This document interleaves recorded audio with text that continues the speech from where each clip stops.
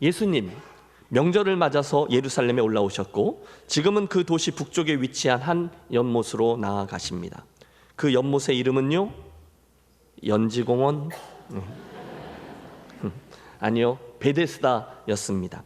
본문에 의하면 거기 많은 병자들이 무리를 이루고 있었다 합니다. 여러분 그 장면을 상상해 보세요. 이유는 그 연못 안에 있는 샘에서 가끔씩 물이 동하여 솟아오르는데 사람들은 그것을 천사들이 내려왔기 때문이라고 믿었고 그 순간에 제일 먼저 물속으로 뛰어든 이의 병이 깨끗이 나음을 얻는다라고 믿었기 때문입니다.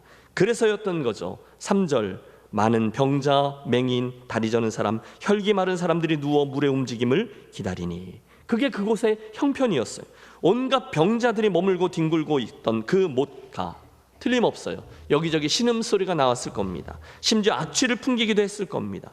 따라서 사람들은 일부러 그곳으로 지나가지 않아요. 혹 억지로라도 지나가야 할 이유가 생겼다면 성가실 일이 생길지도 모르니 빠르게 발걸음을 재촉하여 빠져나갔습니다. 그런데 지금 예수님께서 일부러 그것을 향해 나아가고 계십니다.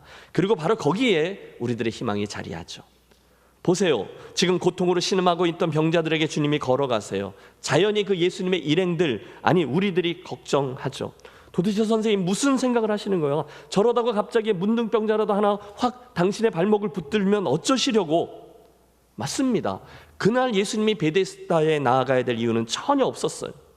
아니 예루살렘에는 깨끗하고 유쾌하고 건강한 사람들이 모여있는 곳이 많았거든요. 따라서 그 베데스다 목가가 아니더라도 고상하고 분위기 있고 깔끔한 곳으로 가셔서 제자들과 함께 멋진 모임을 하신다거나 또는 식자들을 위한 세미나 같은 걸 열어주셨더라면 훨씬 더 즐거운 명절이 되지 않았을까 우리 생각합니다. 그러거나 말거나 주님은 의도적으로 그 병자들이 있는 곳으로 일부러 나아가십니다.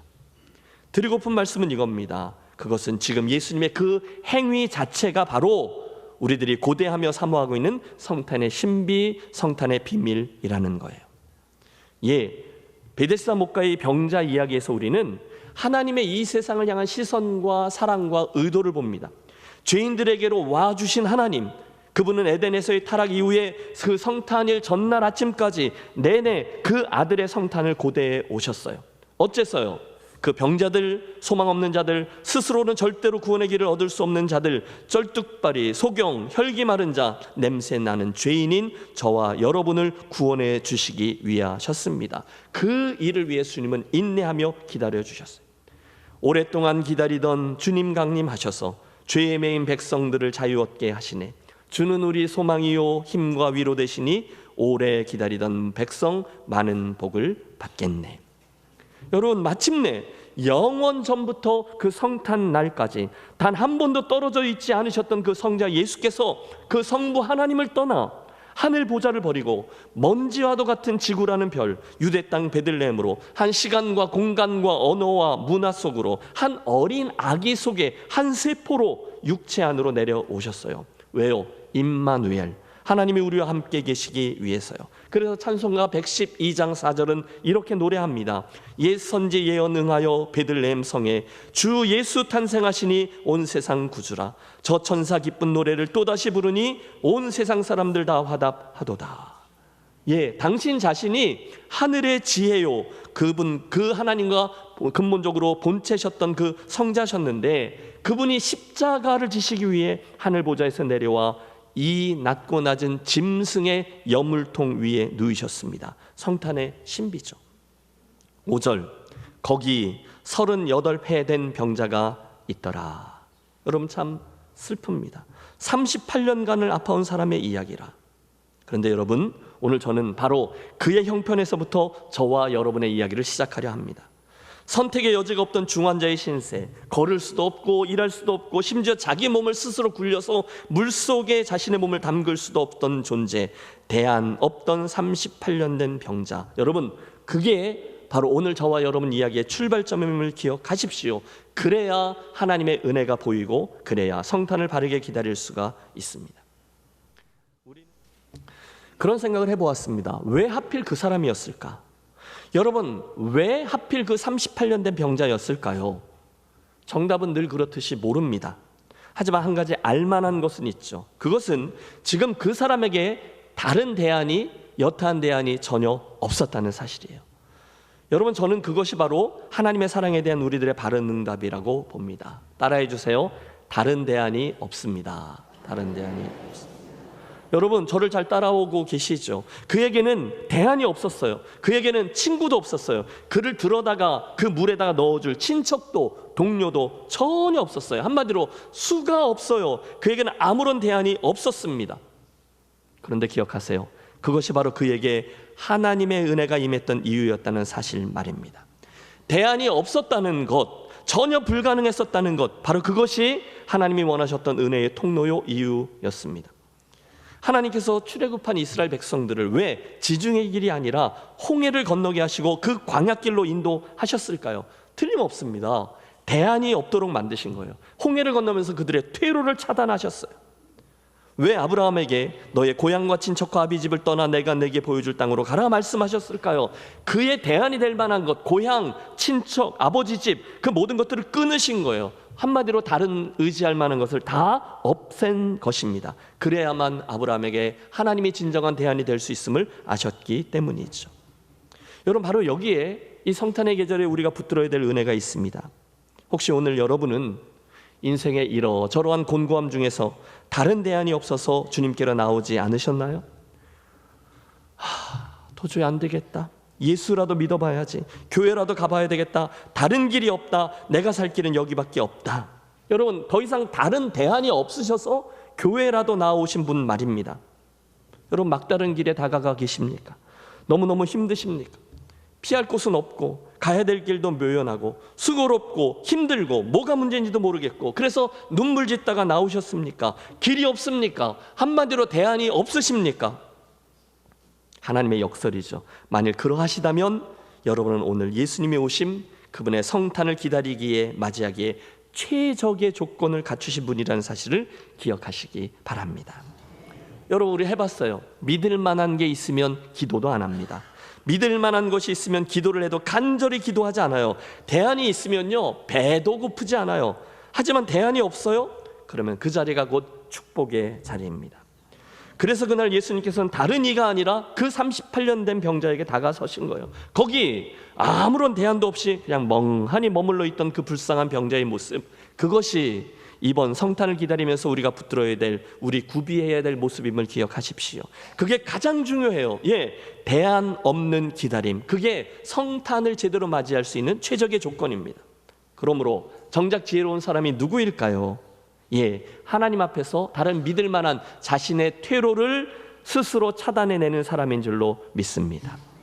권합니다. 사랑하는 성도 여러분, 오늘 여러분이 믿을 만한 대안들을, 미련을 가지고 내가 끝까지 붙들고 있으려고 하는 우리들의 차선책들을 일부러 내려놓고 끊어버리고 오직 예수님만을 사모하며 기다리는 저와 여러분이 되시기를 소원합니다. 그때 진정한 성탄의 은혜가 임하게 될 줄로 믿습니다. 보십시오. 바로 그렇듯 아무런 대안이 없었던 그 병자에게 예수님이 먼저 다가오셔서 은혜를 베풀어 주셨어요. 정말 죽은 자와 같았던 나, 내 몸 하나 제대로 건수하지 못하던 나, 그런데 그 절망의 자리에 그분이 다가오셔서 물으세요. 내가 낫고자 하느냐? 때때로 우리는 말씀을 이해하지 못해서 엉뚱한 소리를 하기도 해요. 주여, 물이 움직일 때에 나를 못에 넣어주는 사람이 없어 내가 가는 동안에 다른 사람이 먼저 내려가나이다. 안물. 여러분, 이거 동문서답 아닙니까? 하지만 그럼에도 불구하고 주님은 듣고 싶은 걸 들으시고 말씀하세요. 일어나 네 자리를 들고 걸어가라 하시니 이 사람이 곧 나와서 자리를 들고 걸어가니라. 여러분, 지금 이야기가 어떻게 설명될 수 있습니까? 설명이 됩니까? 안 됩니다. 그냥 그 놀라운 일이 그에게 벌어진 거예요. 아무런 가능성이 없던 저에게, 아무런 대안이 없었던 그에게 주님이 먼저 오셔서 그냥 은혜를 베풀어 주셨고 당신이 그의 대안이 되어 주셨어요. 일어나라, 네 자리를 들고 걸어가라. 그 순간 저가 예 하고 그냥 일어났어요. 그 은혜에 취해 치유된 몸을 가지고 자기의 집을 향해서 나아갑니다. 사랑하는 여러분, 제가 드리는 말씀은 이겁니다. 그 은혜는요, 설명이 불가능해요. 은혜는요, 논리로 풀 수 없어요. 은혜는요, 내가 노력해서 달라고 해서 움켜잡는 것이 아니에요. 은혜는 그냥 위로부터 주어지는 거예요. 그 순간에 이건 은혜구나 하고서 예 대답하고 받아 누리는 게 은혜죠. 순간 그 은혜를 인하여 놀라운 일들이 벌어집니다. 나의 모든 것이 바뀌기 시작하는 거예요. 지난 한 주간 우리가 새벽 예배 때 쭉 만나왔던 말씀 기억하세요? 우리가 지난 한 주간의 생명의 삶이죠. 요한계시록 4장, 5장, 6장을 묵상했어요. 어느 날 저 하늘 우주 끝에 있는 하늘 보좌에 계시던 하나님께서 저 아래 반모섬에서 귀양살이를 하고 있던 채석장의 사도 요한을 불러 올리십니다. 이리로 올라오라. 왜요? 이후에 마땅히 일어날 일들을 내게 보이리라. 그게 요한계시록이거든요. 여러분 그 장면을 상상해 보십시오. 한순간 그 하나님의 보좌 앞으로 올라갔던 그 사도 요한 앞에 온 하늘이, 온 우주가, 그 넓디 넓은, 여러분 그저 공간뿐이겠어요? 차원들 아니겠어요? 엄청난 게 사도 요한의 눈앞에 펼쳐졌겠죠. 하늘의 영광, 하늘의 권세, 하늘에서 울려 퍼지는 찬양, 하늘의 음성, 그 어마어마한 자리에 순간 요한이 섰어요. 그 순간 하나님의 보좌 앞에 있었던 신비한 생물들이 하나님의 거룩하심을, 하나님의 전능하심을 찬양하며 영광과 존귀와 감사를 그분께 올려드립니다. 그게 다가 아니에요. 하나님의 보좌 옆에 있었던 24명의 장로들의 보좌에 있던, 여러분 우리 믿는 자들을 대표하는 일이죠. 그 장로들이 자신들의 관을 벗어 그분께 드리며 그분의 영광과 존귀와 권능과 그분이 행하셨던 일, 즉 만물을 당신의 뜻대로 있게 하시고 지으셨던 모든 일들을 찬양하고 있어요. 여러분 그 엄청난 하늘의 보좌 앞에서 그 놀라운 일을 목도하고 있는 사도 요한이 이 시간 되어 보십시오. 여러분 무엇을 느끼십니까? 여러분 단순히 우리의 그 청각만일까요? 시각뿐일까요? 아니죠. 그의 온 존재로 하나님을 누리는 거예요. 하나님의 두려움, 하나님의 신비함, 하나님의 놀라움, 그분의 광대하심, 그분의 영광스러움, 그리고 제일 마지막에 안도감. 한마디로 끝난 거죠. 더 이상의 설명이 필요 없어요. 더 이상 아무런 답도 필요치 않아요. 그 엄청난 하나님의 존재 앞에 서면 내가 가지고 있었던 모든 질문들도 사라지고 시각도 바뀌고 대답도 그냥 주어지고 그냥 할렐루야 하나님 찬양합니다. 모든 영광과 권세와 능력이 다 아버지의 것입니다. 끝! 그렇게 되는 거예요. 그게 은혜죠. 하나님이 지금 요한에게 그 은혜를 베풀어 주셨습니다. 왜요? 저는 오늘 우리들의 본문 38년 된 병자에게 벌어졌던 일과 똑같은 영적인 원리로 요한계시록 4장에 있는 사도 요한의 상황도 해석된다라고 봅니다. 여러분 요한계시록의 사도 요한이 누굽니까? 그는 예수님의 그 명령을 수행하며 일평생 복음을 증거하고 교회들을 세우며 수고롭게 달려왔어요. 여러분 요한계시록을 열면 1장에서 이제 주님께서 인사하시고 2장과 3장에 소아시아의 7교회들에게 보내신 주님의 편지들이 나오거든요. 에베소, 서머나, 버가모 이렇게 7교회들. 그런데 그 편지의 내용들을 보면 어마어마한 제국 로마의 지속적인 박해와 핍박으로 인해서 교회들마다 고생하고 성도들마다 순교하며 진리를 위해서 대가를 치른 많은 이야기들이 그 안에 담겨 있어요. 그런데 사도 요한이 그 환란의 시기를 잘 통과하며 여기까지 달려온 거예요. 이미 그의 동료들이었던 11명의 다른 사도들은 모두 다 순교자의 길을 걸어갔습니다. 그도 여러 번 순교의 위기를 겪으며 반모섬의 채석장에서 살아있는 순교자로 생애 마지막 불꽃을 사르고 있어요. 그러면 여러분 입장을 바꿔놓고 여러분이 그 사도 요한 그를 위시해서 초대교회 성도들이라면 그 마음속에 분명히 이런 질문들이 자리하고 있었을 거예요. 야, 정말 이렇게까지 교회가 핍박을 받고 성도들이 고난을 받고 있는데 아니 하나님이 살아계시다면 빨리 지금 말씀대로 재림하시든지 아니면 무슨 수를 좀 써주시든지 해주셔야 되는 게 아니겠는가? 여러분 그렇지 않겠습니까? 여러분께서 그날의 사도 요한이었다면 혹시 그의 마음속에 이런 의심과 질문이 없었을까요? 이게 도대체 뭐냐? 이게 정말 되는 싸움이냐? 복음이 진짜냐? 성도들이 이렇게 피를 흘리며 순교의 길을 가고 있는데 이게 정말 가치 있는 일이냐? 아니 하나님 정말 살아계시냐? 예수님 정말로 다시 오실 것이냐? 그런데 그 지난한 순교의 여정과 박해의 여정에도 수년 동안 아무런 일도 일어나지 않아요. 그리고 더 힘든 건 그들에게 더 이상 다른 어떤 수가 없었다는 거예요. 대안이 없었어요. 이거야말로 대안 없는 기다림이죠. 이를 어쩌지? 도대체 뭘 어떻게 해야 되지? 여러분 바로 그 순간에 저는 하나님의 이 부르심, 그래서 요한을 천상의 보좌 앞으로 나와 서게 해주신 일이 그래서 은혜라고 믿습니다. 오늘 우리가 이야기하는 성탄의 은혜와 일맥상통하는 거죠. 왜요? 그분을 만나 그분을 대면하라고요. 여러분 똑같은 이야기가 성경은 계속 반복돼요. 얼마 전에 우리가 살폈던 12 소선지서 시리즈 설교 중에 하박국 선지자가 대했던 질문도 같은 논리로 해석할 수 있어요. 아니 하나님이 진짜시라면 세상에 이러면 안 되지. 어떻게 악한 놈들이 더 득세하냐고, 오히려 선한 이들이 더 고난을 받고 그들 강포의 희생자로 살아가게 하냔 말이야. 하박국 선지자가 지금 분통을 터뜨리고 있습니다. 하나님 빨리 좀 개입하셔서 빨리 이 복잡한 세상을 바로 잡아주셔야 되지 않습니까? 그런데요, 그때도 그랬고요, 지금 이 요한계시록 때 사도 요한 때도 그랬고요, 하나님은 그렇게 행하지를 않으세요. 이해가 되지 않죠. 대신 하나님은 그 선지자에게 엉뚱한 걸 요구하세요. 그런데 얘야, 지금 내가 뭘 하고 있는데 내가 이 모든 것들을 다 보고 이해하지는 못하더라도 그래도 너는 내가 가장 선하다는 것을 믿음으로 살았으면 좋겠어. 여러분, 이게 무슨 뜻일까요? 사랑하는 내 백성아, 복잡하지? 그러나 세상이 어떻게 돌아가는지, 또 그 세상을 어떻게 주관하는지는 사실 너희들의 소관이 아니라 내 소관이니 내가 알아서 할게. 가장 선하게 말이야.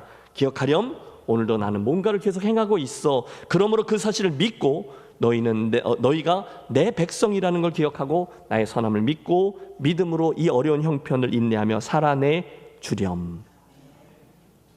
여러분, 제가 지금 얘기한 사도 요한의 계시록이 그 목적 때문에 쓰여졌어요. 하나님의 의도는 틀림없죠. 요한아, 너희들의 그 눈앞에 보이는 것들이 물론 힘들지만 내가 이제 모든 것들을 주관하고 행하고 있다는 사실을 믿고 끝까지 믿음을 지켜내렴. 그리고 그를 격려하기 위해 그를 바로 하나님의 하늘 보좌 앞으로 불러내셔서 앞으로 있게 될 모든 일들을 미리 보이시고, 이게 요한계시록이죠. 그러면서 결국 하나님이 이 모든 세상 역사를 주관하고 계시고 결국은 최후 승리에 이르도록 하실 것이구나를 깨달아 결국 그 소망과 믿음으로 승리하도록 요한계시록을 기록하게 하신 겁니다. 그게 은혜죠. 자, 그건 하박국이고, 자, 그건 사도 요한이고, 이제 우리들의 이야기를 해보시죠. 솔직히 여러분, 그 베데스다 못가의 병자 이야기나 말씀드린 하박국 선지 이야기나 지금 이 사도 요한의 이야기나 모두 다 오늘을 살고 있는 우리들에게도 똑같이 반복되고 있는 이야기가 아닌가요? 그렇죠? 오늘 우리들의 인생에도 여전히 산과 골짜기와 물음표들이 반복되고 있어요. 여전히 이해되지 않는 일들이 계속 벌어져요. 여러분, 저를 잘 따라와 주세요. 이상하잖아요. 예수 열심히 믿으면 살아도 뭐 좀 잘 되고 돈도 많이 벌고 높이 올라가고 그래야 될 것 같은데 오히려 살살 법망을 피해가며 악을 저지르는 이들이 더 잘 나가는 것처럼 보이고, 예수 믿은 지 30년 40년이 되었는데도 나는 왜 맨날 이 자리인 것 같고, 신앙생활을 잘하고 있는 것 같은데도 이상하게 건강에 문제가 생기기도 하고 그럽니다.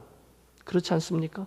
애들 훌륭하게 자라야 될 텐데 이 애들도 내가 분명히 예수 믿는데도 애들이 말도 잘 안 듣고, 또 여러분 교회 보세요. 교회는요, 교회대로 내 뜻대로 잘 안 바뀌고 그렇습니다. 저 사람들이 다 내 생각대로 내 뜻대로 되었으면 좋겠는데 어때요? 저 김 목사님은 내가 원하는 대로 했으면 좋겠는데 어때요? 여러분, 옆에 있는 분들을 보세요. 생전 보면 절대 바뀌지 않잖아요. 그 양반들 어떻게 생각하세요? 겸손, 사랑, 헌신, 충성, 기도, 우리들이 그 이야기들 맨날 해요. 그분들도 그런 멋있는 말씀들은 잘 하는데 함께 교회 생활을 하다 보면 다 모두들 굉장히 이기적인 것으로 보입니다. 물론 모두들 수고하십니다. 여러분 보면 최선을 다하세요. 목장도 섬기시죠. 식당에서 봉사하죠. 주차장에서 섬기시죠. 중보기도로, 예배위원으로, 찬양팀, 성가대, 꽃꽂이, 교회학교, 청소, 반주, 재정부, 선교, 전도, 뭐가 되게 많아요. 굉장히 수고롭습니다. 여러분, 그러다 보니 교회에 오면 나도 좀 더 위로받고 싶고 격려도 받고 싶고 대우도 받고 싶고 사랑도 받고 싶고, 그런데 그런 것들이 내 욕심만큼 잘 안 채워지고 오히려 교회 오면 여러분 이상하게 마음에 들지 않는 것들 투성이에요. 어떤 분들은요, 꼭 시험 당하려고 교회 다니는 것 같아요. 우리의 현실이 그렇습니다. 그래서 우리 종종 의심하죠. 이게 정말 되는 싸움이냐? 결론이 뭡니까? 똑같습니다. 빨리 하나님 우리 교회에 좀 개입해 주셔서 내 삶에도 개입해 주셔서 확 하고 뭘 좀 시원하게 해결해 주셨으면 좋겠는데 그러지도 않으시고, 뭐가 이렇게 안 되는 것 같냐? 하나님 정말 계신 거 맞냐? 나 정말 믿음 생활 쭉 이렇게 가도 되는 거냐? 정말 괴롭다, 괴로워. 여러분, 시대는 바뀌고 우리들 삶의 정황들은 계속 달라지더라도 우리 성도들이 씨름하는 문제는 늘 대등소이합니다. 그렇죠? 힘들다, 어렵다, 수고롭다, 나 좀 쉬고 싶다, 도망가고 싶다, 내게 믿음이 있냐, 내게 소망이 있냐, 이제 어쩌지? 뭡니까? 대안이 없는 겁니다. 여러분, 우리는요 원래 대안이 없어요. 저와 여러분에게는 소망이 없어요. 그럴 수밖에요. 우리는 완벽하고 깨끗하기 때문에 구원받아 용납된 존재가 아니라 죄인인데 여전히 죄로 철철 차고 넘치는데 그 모습 그대로 주님의 십자가 보혈로 용납받고 그분에게 받아들여진 죄인들 출신이거든요. 우리는 다 죄인대학교 동창들이에요. 그런데 그런 우리들을 향해서 흘려주신 예수님의 보혈을 보시고 하나님이 죄 없다 하시며 의인으로 삼아주신 거거든요. 그래서 우리는 의인 맞지만 우리들에게 계속 연약함이 있어요. 죄성이 남아있어요. 죄의 영향력 아래에 있어요. 그래서 골치 아프고, 그래서 복잡하고, 그래서 냄새나고, 그래서 갈등하고, 그러면서 가는 거죠. 그래서 여러분 기억하세요. 우리 김해제일교회는요 정말 뼛속까지 베데스다 못가입니다. 온통 용납받은 죄인들이 모인 곳이에요. 여기 다 부상병들이세요. 그러니 너무도 당연하죠. 뭘 좀 잘해보려고 해도 1월 달에는 뭘 좀 잘해보려고 하는데 12월쯤 되면 올해도 통행에 불편을 드려 죄송합니다 가 되는 거죠. 여러분 옛 성품들이 툭툭 튀어나오지 않나요? 어떤 분은 어떻게 하면 저분을 아프게 할지를 다 알아요.